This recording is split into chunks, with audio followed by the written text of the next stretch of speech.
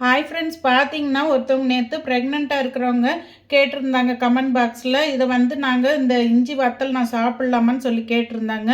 உங்களுக்கு எத்தனாவது மந்த்துன்றது எனக்கு தெரியல. அதனால ஸ்டார்டிங் பீரியடாக இருந்தால் வாமிட்டிங் சென்ஸ் ஜாஸ்தியாக இருக்கும் 3 மந்த்ஸுக்கு. அந்த மாதிரி இருக்கும்போது நீங்கள் வாமிட் எடுக்கும்போது உங்களுக்கு எம்டி ஸ்டொமக்காக இருக்கும், எதுவும் ஆகாரம் தங்காமல் இருக்கும்போது அதிகப்படியாக இதை எடுக்க வேண்டாம். அல்சர் ப்ராப்ளம் வரும். பித்த வாந்திக்கு இது நல்லாவே கேட்குங்க. நீங்கள் சப்போஸ் இந்த வினிகர் போட்ட ஊறுகாய் இல்லை டீ எடுக்கிறவங்க சில பேருக்கு சேராது. அந்த மாதிரி இருக்கிறவங்களுக்கு இது நல்லாவே ஒரு ரெமெடிங்க. இது எங்கள் அம்மா எங்களுக்கு எல்லாருக்குமே ரெடி பண்ணி கொடுப்பாங்க லீவில் போகும்போது. நாங்கள் அதை ஸ்டோர் பண்ணி வச்சுட்டு எப்போ எங்களுக்கு தொந்தரவோ அந்த மாதிரி டைமில் ஒன்று எடுத்துக்கிட்டால் போதுங்க. அது அப்படியே நம்ம பல்லில் வச்சு கடிச்சிட்டே இருக்கும்போது அந்த சாறு வர நம்மளுக்கு வாமிட் எடுக்க வேண்டிய அவசியமே இல்லைங்க. ஆட்டோமேட்டிக்காக அது செரிமானம் ஆகிடும், நல்லா ஆகிடும். இது என்னுடைய அனுபவத்தில் சொல்கிறேங்க. ரொம்பவுமே நல்ல ஒரு யூஸ்ஃபுல்லான டிப்ஸுங்க அது.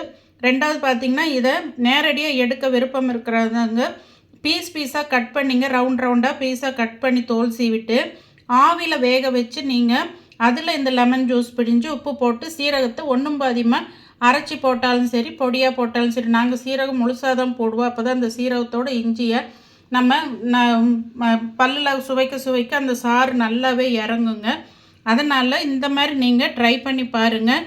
எடுத்துக்கலாம், ஆனால் ப்ரெக்னெண்ட்டாக இருக்கிறதுனால அளவாக எடுத்துக்கோங்க. உங்களுக்கு எப்படி சிம்டம் இருக்குதுன்னு பார்த்துட்டு ஃபர்தராக உங்களுக்கு நல்லா யூஸ் ஆச்சுன்னா நீங்கள் யூஸ் பண்ணிக்கோங்க.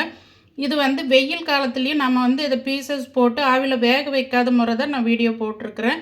அப்படி நேரடியாக இஞ்சி எடுத்துகிட்டு எனக்கு வயிறு புண்ணாகுதுன்னு நினைக்கிறவங்க ஸ்லைஸ்க்கு பண்ணி இட்லி தட்டில் வேக வச்சு ஆவியில் வேக வச்சு அதுக்கப்புறம் இதெல்லாம் ஊற்றி வெயிலில் வச்சு எடுத்துட்டிங்கன்னா வத்தல் மாதிரி ஆகிடுங்க இந்த ஜூஸோட அந்த உப்பு சேர்ந்து.